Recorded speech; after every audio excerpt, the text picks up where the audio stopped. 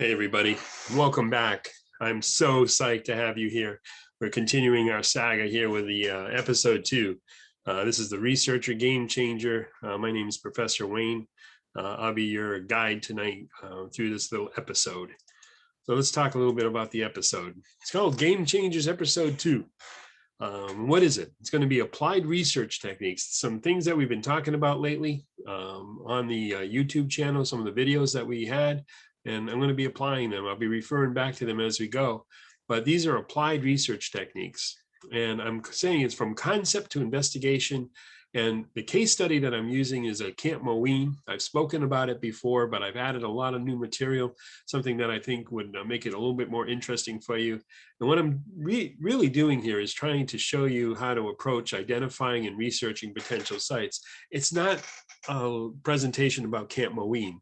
That's not what this is about. What this is about is using the techniques that I'm going to be showing you in your own sites and finding your own site. So the names will change, but the kinds of things that you'll be finding and working with should be very similar. So this is just an example. It's kind of like see one, do one type of a thing, but I hope you find it interesting. I am so happy to share this with you because I learned so much in the process here, and there's some really cool things to share. So without further ado, let's get started. So why am I doing this? It's helping to get everyone thinking about how to apply the research to your own playing field. So, you know, it's a game, it's a research game, and it's a game changer game that we're trying to do. So the purpose of this new series of episodes on our Game Changer channel is to progressively help people step up their game and apply new research tools and techniques to increase their odds of finding treasure or making the most out of your time, because I know that time is precious. I realize that we have people watching from all different perspectives and levels of experience. So this episode is intended to give you some food for thought as to how to later apply these techniques to your own site. That's what this is about. So let me tell you how I approach it, because what happened is someone said, you know, Wayne, how is it that you go about this? Like, what do you start? How do you do it? So what I wanted to do is take it from kind of like square one and then walk you through a little bit and then show you how you can do the same thing. So the first thing I do, okay, is establish what goal you want to accomplish, all right? Then you're going to generate a working idea and evaluate or rate it as to its promise. You're going to vet out the options and figure out, you know, what's the best option to go with. And you want to answer some questions. You know, what is the idea? What is it that you want to accomplish as a result of doing this? What do you hope to find? And then what resources are you going to need or do you have available to help you meet that goal? That's what this is about. It's like setting a goal and then working towards it. So here's my what. Here's an example. I had thought about what I wanted to do was identify abandoned boy camps in Connecticut pre-1964. So there was a method to my madness here. In Connecticut, so it was local for me, pre-1964, because you know that would be silver. And what I did, just like we've been talking about before, I used Google, all right, like just most people do. And I did a Google search, abandoned boy camps of Connecticut. Well, Google results came out 4,090,000 results in 0.67 seconds. That was a whole lot of results. So I could spend the rest of my life going through that. But what I wanted to do was kind of focus it down. So what I did was what do you hope to accomplish? Looking for lost silver coins and identifying the articles from the camp. So I knew that if I found a camp, a couple of things I wanted to do. I always feel good when I can find something related to that goal. So like if I'm going to a camp, something that tells me I was at a camp. For example, I've gone to Boy Scout camps. So if I find some Boy Scout memorabilia, then I feel like I really accomplished something. I've gotten like a neckerchief that tells me that this was actually the camp. Go to a Girl Scout camp, same thing. You find something that's related to the Girl Scouts. So in this case, this was a private boys camp, so I wasn't sure what to find because I didn't know what camp I was going to be looking at yet. So I started looking through. So what do you hope to accomplish? Like I said, looking for lost silver. That was one of the things I was hoping for in pre-1964, and identifying some artifacts from the camp, something that would tell me and signal that this was the camp. All right, so what resources did I have available? Well, I thought about it. The things that I do, like I talked about before, is library resources. So newspaper articles, firsthand journals, letters maybe home, photographs, a big one. and aerial maps, because that would help me kind of like isolate an area. And these were the things that I identified that I had at my disposal, and this is what I wanted to try to apply. So then I checked out some of the articles, okay? We had 4 million, and I started at the top. Remember, that's probably going to be the most reasonable or the most popular ones to go for first. And then I call it vet or check out the feasibility of the hits. So the first one that hit up was called Camp of Shadows. Well, that was kind of mysterious. So I started reading about it, and it's the Mystery Camp of Connecticut. All kinds of stuff about this place being haunted. I mean, people have had tales like people have died in there. There's a lot of Halloween kind of tales, and I think there's some truth based on some of these things from the reports. So it has a very mysterious feel to it. That also gives a mystique to it, right? So people, when I was reading the articles about this and doing a little bit more research, I was finding that people were sneaking in, and because they just wanted to experience this, and a lot of times at Halloween to get scared or spooky or just check this out. But what they found out, they were getting caught in there and kicked out. And then signs came up. You can see the gate over here, no trespassing, and then the sign. This property is under video surveillance. Trespassers will be turned over to the Connecticut State Police. We are watching you. And literally they were. Some of the reports that I had seen was people had gone in, they tried to sneak in the back way around the gates, and lo and behold, all of a sudden they were being met by security guards or people that were caretakers for the property and being escorted off. So this one, not high probability that this is the one that I was looking for. Okay, so Camp of Shadows is going to remain a mystery. So then I found this other one, Hiding in Plain Sight. It was a kitschy tune to the article, Wonders of Seaside Sanitarium. So I was like, okay, well, that's really not a boys' camp. So what was it? And it was a hospital, from what I gather, right along the coast. And it's called Seaside Sanitarium. It's had all kinds of stuff going on there. It is open to the public, and the grounds are absolutely off limits. So they have security guards walking around these buildings, keeping you out. Now, it sounded better, but it was recommended to park away into the property, walk over to it. Some of the reports was nobody bothered you, but I don't think anyone's ever did anything right up on whether they asked for permission to do detecting there. But I'm looking at this beachfront over here. It's right along the water, and the grounds look pretty impressive, and the buildings look old. So it seemed like it had some potential. So I haven't ruled this one out. So I kept looking. And this is when I came across, and this is one that really piqued my interest. It was called Moween State Park. It was formerly known as Red Cedar Lake State Park. So it had a name change. So kind of cool, questioning what was that about. And then the Moween, what was that about? And the camp was founded by Barney Cap Gurdon, who is described on the welcoming sign as a leader, teacher, dreamer, and a legend. Maybe a legend in his own mind too. The camp gets its name from the Mohegan word meaning bear. So their symbol is a bear. I actually, after I saw this, I went for a ride. I went to see what was this all about. And at the time that I was there, the first time I was there, this sign was still standing. And you can see it's pretty beat up. It's not in really good shape. It's impossible to read from here. So I searched and tried to get what the transcript of this was. So I did look a little harder, and I found a little bit more readable version. I think it was a kayaker one time that took a picture of this a few years before. But if you look at it, just at the top, at least the main heading, a summer camp for boys, 1921 to 1960. Bingo. That's exactly what my goal was to try to find a boys camp pre-1964, had a chance for silver, and it was a boys camp. So maybe there would be some artifacts to look at there. And it sounded like it was really cool. And this is that same guy I mentioned, Barney, and then Cap, Gurdon was his name. And it said the same thing, leader, teacher, dreamer, and legend. Chief keeper of the flame was Erman Puck Flick Fleshner. I think Flick Fleshner was his name. And what that sign transfers to or translates to is, to thousands of campers, this was a place of magic, carefree summers and balmy days among the cedars. The sign reads, and this is what it's supposed to translate to, a place for building character, lifelong friendships, and sweet memories. By visiting these storied grounds, you are living the Moween dream of returning to endless summer and eternal youth. Your presence here keeps the Moween spirit alive. And really kind of a cool thing. And as I go into this, you'll see like people are so devoted to this camp. The people that went there from 1920 to 1960, they are devoted to this camp, and you'll see why. Now, these are some, again, looking at some of the articles that were out there. I went to the newspapers, Hartford Courant, and this one was just talking about someone's, my favorite summertime memories revolve around the time spent at this camp. And then they talk about Moween in Lebanon, Connecticut. The foundations of the camp and cabin and dining rooms are all that's left, the remains. So when I saw that, abandoned remains. So now we're talking about foundations. Now it's really piquing my interest. And again, it talks about from 1921 to 1960. Old camp stirs thoughts of summer. So again, I researched again some of our articles. And then there was just again another, someone's testimonial about the place. And again, it referred to a ghostly old fieldstone chimney appeared in the middle of the woods.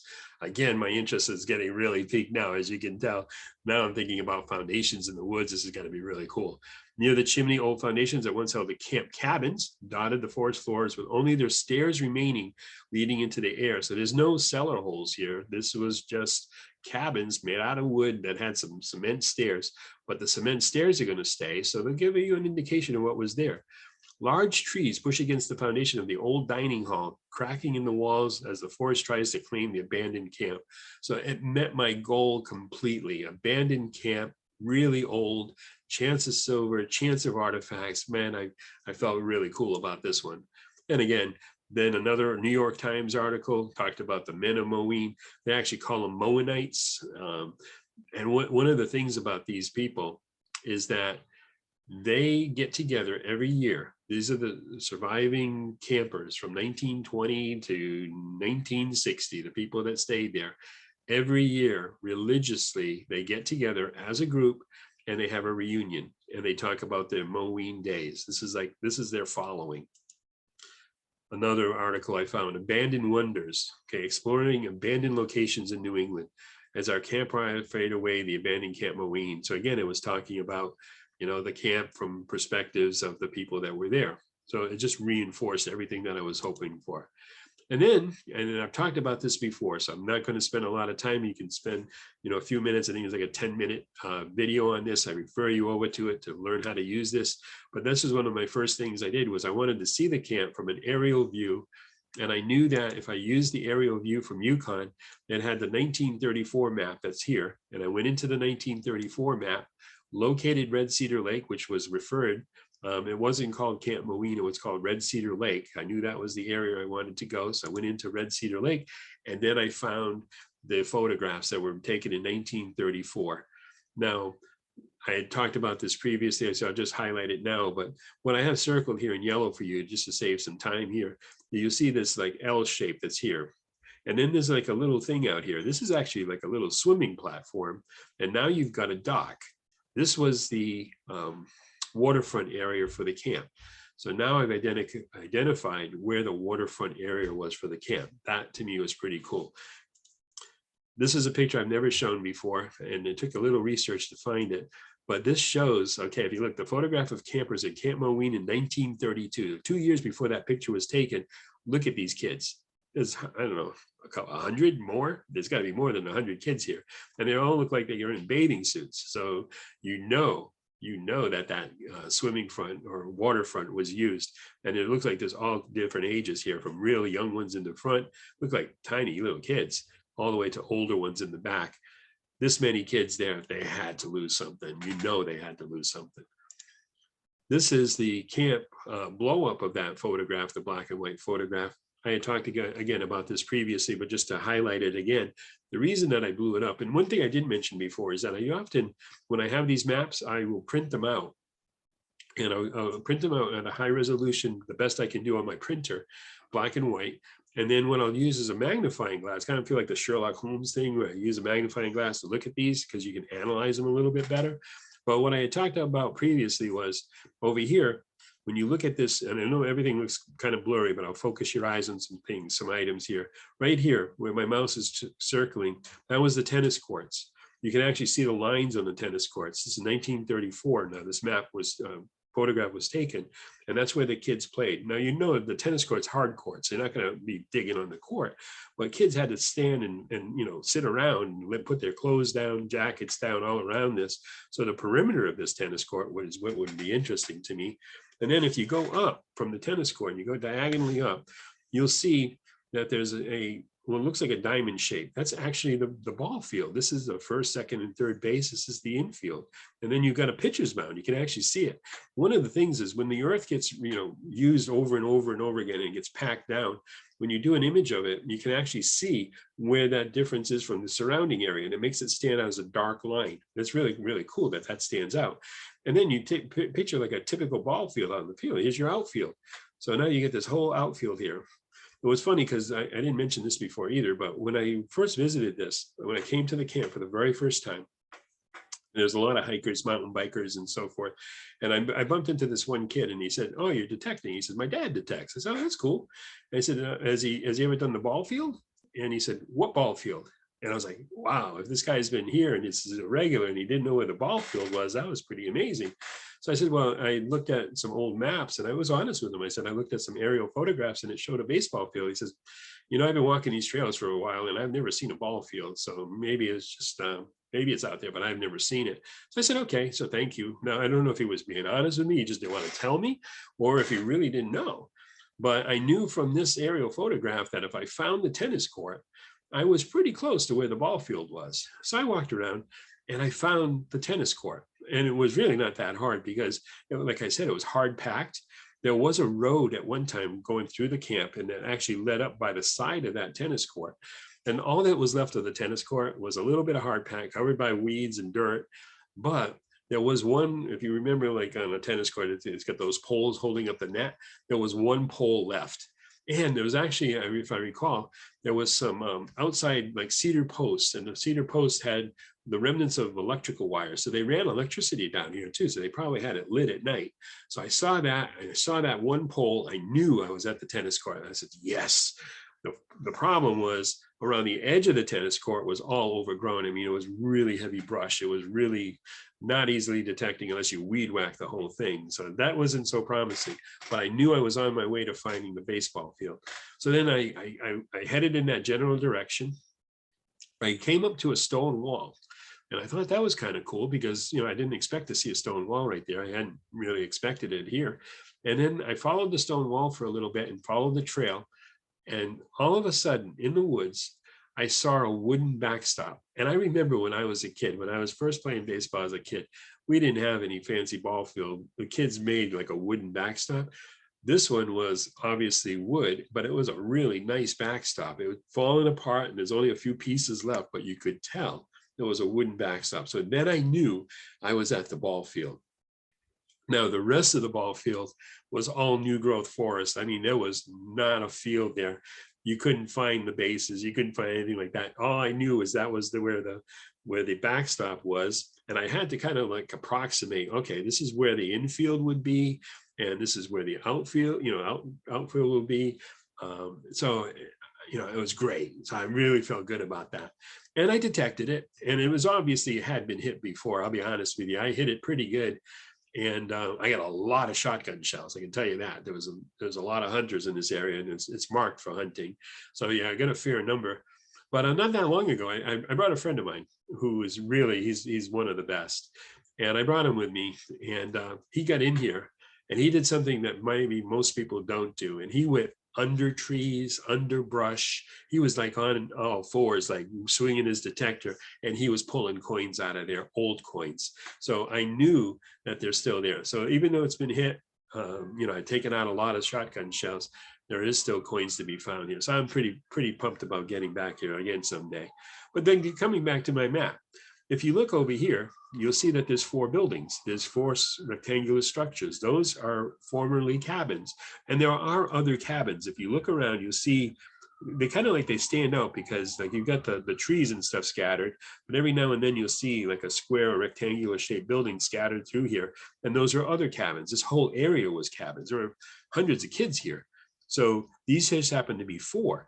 But the cool thing about this to me was this big field right in front, because they talk about the kids, and I'll show you that in a minute. They talk about the kids playing in these fields. So this was a field. Today, when you walk down this trail, this is no longer a road, it's basically maybe a 2-foot wide trail that's there. When you walk down that trail, all you see is woods. There is no field there anymore. It's pretty level, so you can kind of imagine where the field was, but there's no field there anymore. So I can't wait. I've never detected this area. And I'm just thinking, right, this must have been like the front of the buildings. This is where the kids came out and played. It's gotta be worth it. Now, I'm not saying that no one else has ever done it, but definitely I'm interested in going. And then now if you look again, and if you've seen my other video, I've talked about this, it actually shows pretty well here. This long rectangular structure here leading to this like dark area right now, that is actually the fieldstone fireplace that's part of the recreation hall. And it extends the same length down here. It's one of the most super long ones. I would say maybe 30, 40 feet in one direction. Then you've got the main fireplace, and then you got another 30, 40 feet in the other. This recreation hall was huge. And one of the things about this camp was that was their dining hall and their rec hall. And one of the things about the camp was it was an outdoors camp, and the kids were encouraged to learn outdoor skills and camping and all that. But it was more than that. They also wanted the kids to learn the arts and theater. So they actually had plays and stuff like that they did in the rec hall. So it was used for multi-purposes, and it must have been really beautiful in its day. Today, all that's left is a concrete foundation around the edges. And I'll show you some pictures of what's left. They actually have parts of the kitchen left there. You can see where the basement was and where they had the stoves and the kitchen that was there. And every now and then you see bed frames laying around in the woods. It's really kind of weird. So that was the recreation hall. And like I said, scattered throughout here, there is a trail still that walks through. I don't think it was a road. I think the road pretty much extended to here where there's a parking lot. I did find some stuff around the parking lot, which was kind of cool. I didn't expect. But again, so this is how I used the other video when I was doing historic aerials to say, this is how you interpret an old image like that. So that's kind of a recap of it. If you're interested in this, I talk more about it in the other video. This is what it looks like today. So if you just did Google Earth today, it doesn't look like much. So you really, my point of the other video on historic aerials was they really can be of value, especially when you look at today's Google Earth. And they don't look the same at all. I mean, you know, you would never imagine there was a baseball field out here, or tennis courts out here, or anything else out here. All right, so this is again what the state provides you, and I had shown this once before as well. It gives you the parking area, it tells you like a kayak launch and the walking trails that are still there. And as I mentioned, these are the trails that go right along those sites that I mentioned just now. This just tells a little bit more about the actual camp. Move my picture out of the way so I can tell you.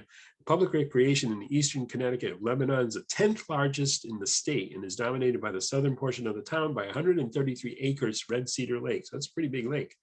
Lebanon, by any standard of measurement, is rural, but the land east of the lake and the land that makes up the only state park acquired in the 1980s could certainly be categorized as uninhabited at the time of purchase. So for an additional, in addition to the lake, the 459 acres of post-agricultural woodland. So you're going to see, like from the next couple of slides, I'm going to highlight certain clues. And these are one of the things, like if you like Sherlock Holmes, they like to do like clue interpretations or little, they call them red herrings, things that might give you like little clues as to what was going here. But what caught my interest, 459 acres, that's a lot of land, post-agricultural woodland.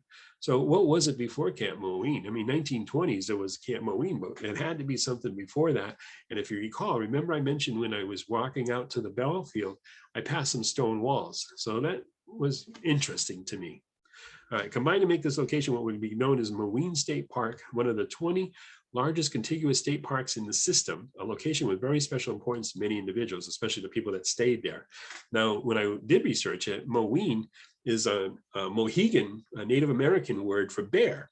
So there must have been some bear connections here, and it was the tribe, this was their stomping grounds. So we already had some history now. We know it was a Native American site, and obviously maybe it was a connection with bear, although I've never seen a bear there. Bears were the, like the, what do they call that? Not the idol, it's like the, I can't think of the word. I just can't think of the word. The mascot, that is what the word is. The mascot for Camp Mooween was the bear, All right, the history. Park grounds were home to summer camp for boys, as I said, 1921 through 1960. Perfect, in red, because that's our Cedar, that's our silver years. The state purchased the site in 1989. Okay, originally it was known as Red Cedar Lake State Park. Now, I told you they had a devout following of campers there. The name was changed to Moween in 2000 in recognition of its summer camp past, because these people all got together and they petitioned the DEP, Department of Environmental Protection to have the name changed because they wanted the name to reflect the camp that they spent their childhood in. So they changed the name for them. Now it's basically falling apart. I don't think any of the reunions have ever gone back to the camp. They usually go to like a restaurant every year.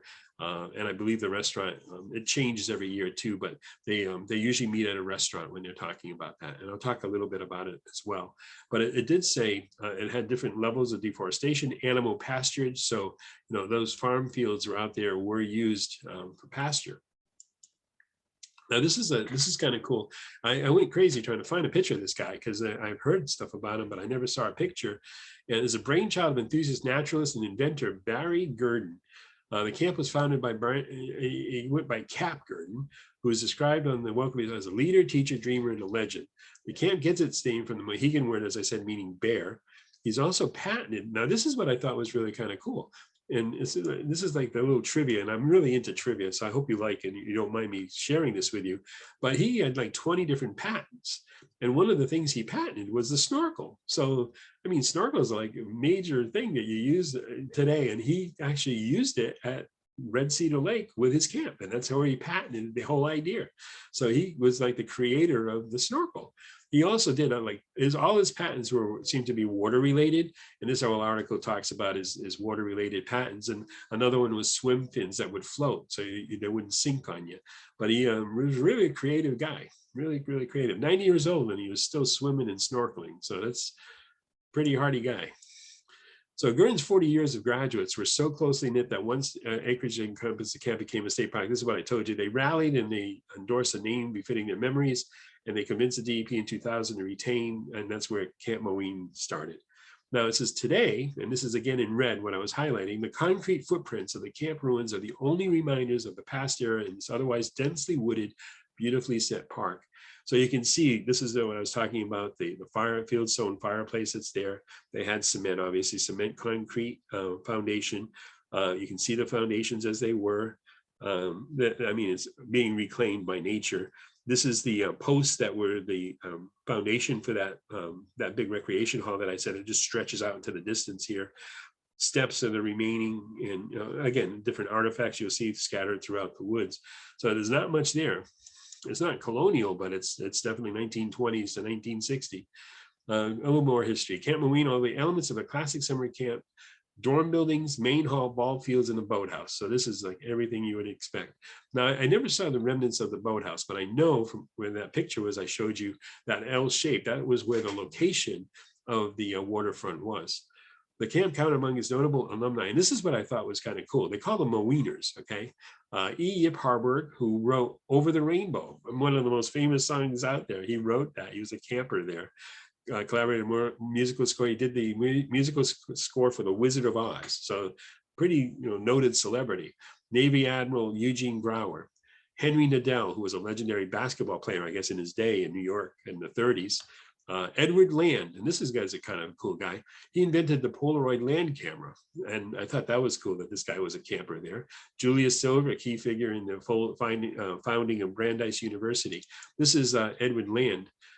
This is the background of Red Cedar Lake, and here he is holding his Polaroid picture and his Polaroid camera that he had invented. And he was a camper at Moween. And I just think it's fascinating that a lot of these famous people, now you know why they had the clout to get the name changed. This is another article, and I love that it's like an old-fashioned article. And again, I love to look at the pictures. This was from the New York Times, but I wanted to bring this one up just because I had talked in a different video about using Google to the max, all right?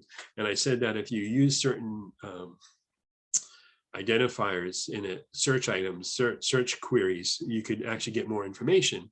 So you notice how specific this was? I was looking for the reunion of these people. And so I went Camp Mooween reunion site at the NewYorkTimes.com. I was specifically looking at the New York Times, any articles that they had about Camp Mooween and their reunions, and I got one result. That's pretty specific. And this whole article, and I have a little excerpts from the article I wanted to share with you because there's like little gems in there too. So this is using that, what I was talking about before, Google to the max, using it to find a specific article. So, and again, another application. Now, Camp Mooween in the Gilman section of Bosra, Connecticut, 25 miles north. So I gave you like directions of where it is. Eddie Kessler, now 74 years old, was the first camper signed by Mr. Gurdon. He was the first guy there. 1921, the fee was $350. For 1921, $350 was a serious amount of money. And what happened was that was for the summer, okay? Kessler said, Cap showed my folks a wonderful brochure with all sorts of terrific pictures. So this guy is saying like, it wasn't really truthful, but when we arrived, there weren't even roads. We had to walk 3 miles to get to the camp. There was no running water and the shacks had no roofs. When it rained, we had to sleep with our ponchos over our heads. So it's saying like it's pretty hardcore place. It was the happiest summer of my life. So he loved it. Mr. Kessler claimed several Moween coops. I was the first one, and this is what I highlighted in red to share with you. First one to take the courage test on Dream Island. Interesting. If you go look and you look out at the Red Cedar Lake, there's an island out there, and that island was part of the camp. I had mentioned that when I was doing the historic aerials, that there was more I was going to add today. Well, that was the fact that people to do their courage test had to go stay overnight on that island. And that's what I'm thinking. I want to get my kayak out in the water there and paddle out to that island and see what I can find. This guy was also the first grand sachem of the Woodcraft League, and he was just a little guy from New York. He was pretty excited about that. And then he talks about, again, I highlighted in red, courage tests range from midnight treks to the baseball field. So they were going out at night. So again, chances are going out at night, they could lose stuff by the youngest boys. So again, you saw that picture that had all the different ages. The younger kids, they didn't want to, have them risk rowing out to the island at night. So that was basically for the older kids. But the Dream Island, as it was called, I thought was really cool. So I can't wait to detect that. I'm not saying it hasn't been detected before, but I just think it'd be so cool to go out there. And like I said, just find something. I don't care about the silver. Find something that showed that the kids were there. That would be kind of cool to me. The silver would be great too, but just finding something that was there. Neil Finkelstein, one of the youngest, okay, he remembers the rites of passage. I still sleep with my Moween brown bear blanket. So again, that mascot, the brown bear. 32-year-old businessman said, my wife and I used to use to conserve energy. Seriously, he said, it was going alone after dark to the baseball field, searching for a white handkerchief by second base. This is at night, finding the second base and finding that handkerchief.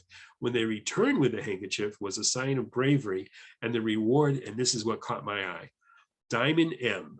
Mr. Finkelstein said, referring to the badge that boys received, and I keep my Diamond M on my brown bear blanket.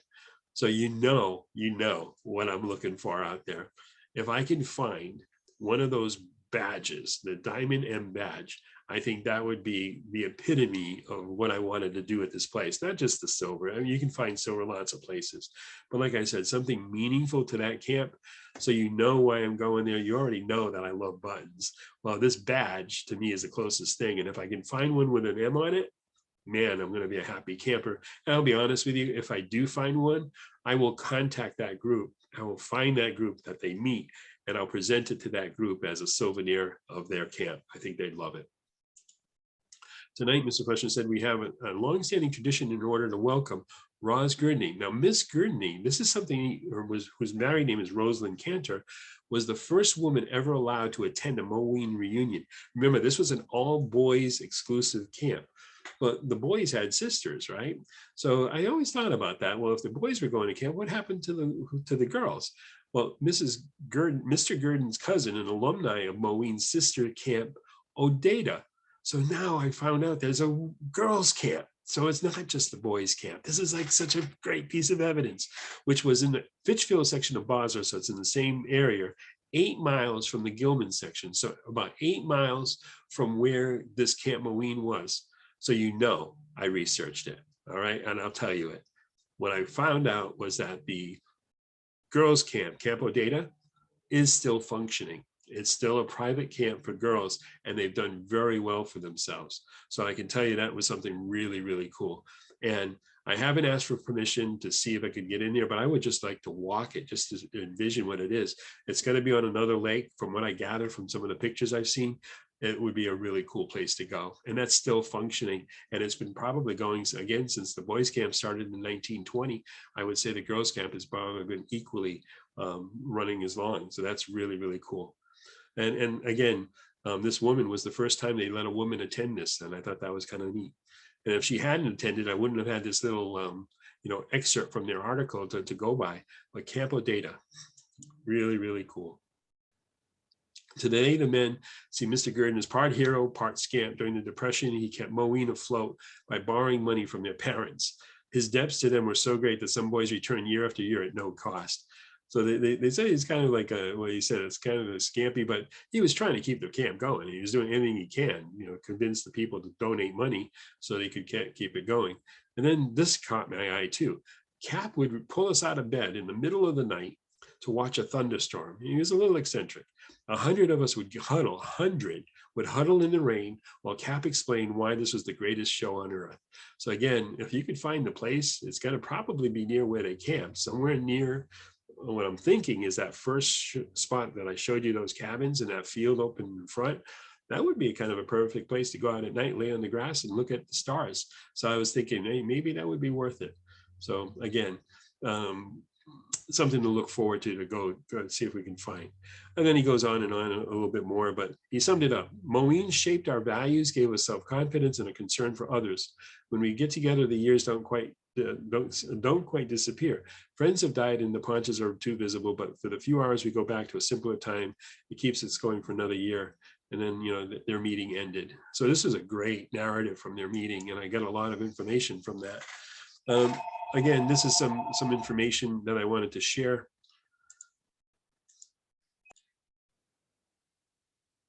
Sorry, I got interrupted by a phone call. I thought I could hang them up, but they tracked me down. But this slide, just to recap it, the stone chimney and concrete foundation of the main hall is what dominates the remains. So as you walk down the main trail, every now and then you'll find a stone fireplace like this. It really is beautiful. It stands out in the middle of the forest. Really some cool stuff. Sign welcoming visit. This is what I was mentioning before. Sum up the experience again to the thousands. The camp is a place of magic, and I read this sign to you before. One of the things about it, though, is the sign is no longer there. When I went the last time, I noticed that the sign pretty much fallen apart. The last thing that's there is these two posts. So you'll see the evidence of two posts. The road going in is still there, but the sign is now gone. So I'm glad that I was able to get a photograph of that. That was about the keepsake that I had. Remnants of the Great Creation Hall. Again, some pieces of, they have beds out there, fireplace out there. There's all kinds of stuff out there. And one of the coolest things I found, it wasn't me. I didn't find it. One of the coolest things I found out there, is a better way to put it, was a friend of mine was with me, great detectorist, and he pulled a canteen out of the woods. Now, a canteen, to me, that's the reflection of the camp days. So I think that was really, really cool. And actually, the canteen still had fluid in it. I don't know what it was, but it's pretty nasty, I'm sure. But just the fact that he found a canteen, shout out to Ken, because you did a great job with that, Ken. That was pulled a major one out of there. So that was the closest thing. The best thing I ever got from the camp itself that might reflect the camp was a fork. Which I know, what are you going to think about a fork? If it had an M on it from Moween, that would have been like awesome. But it was just it's just a fork. It could have been lost by anybody, a picnicker or whatever. But I'm hoping that it was maybe related to the camp. That was the only thing I found that it had anything related to a camp. All right, so I promised that if you stuck through the end here, a couple of bonus things. And one of the bonuses is I like to do these even while you're detecting, or if you're out in the field, is to check out if there's any geocaches in the area. So if you're having a bad day detecting, and actually you can never have a bad day detecting, because it always beats a good day at work is a bad day detecting. But if you're not finding stuff and it's been kind of a long day, but there's stuff, it's always fun. I mean, this is what we do, right? We look for history, we look for things, we're searching. Sometimes you'll find geocaches. Sometimes people find them by accident. Lately, I've been seeing a lot of people because they put them in metal containers, digging up this stuff, and they look at it afterwards and say, oh, it's a geocache. And, basically you're supposed to leave those there. A little story about geocaches though. The first one I did with my older son, and we went, and it was just like a local trail, and we didn't think anything of it. We got the GPS, and geocaching, if you're not familiar, is you get a GPS coordinate, and then you follow that, and then you look for something hidden that would usually be a container, and it was usually something small. And what happens is it's usually like an honor system. So you leave something and you take something. So there might be a little token or something in the container, and you're supposed to, take it. If you take it, then you put something back in return. Well, it's quite a popular activity, and we did quite a bit of them. But the first one we ever did, you're not going to believe it, but it's God's honest truth, is that he found a diamond ring inside this container. And I don't know about you, but like I'm pretty amazed that he found that in this container. And I have no idea why a person would leave a diamond ring in the container. But I can tell you, he was a young kid when we did this, and he was like pretty impressed about geocaching.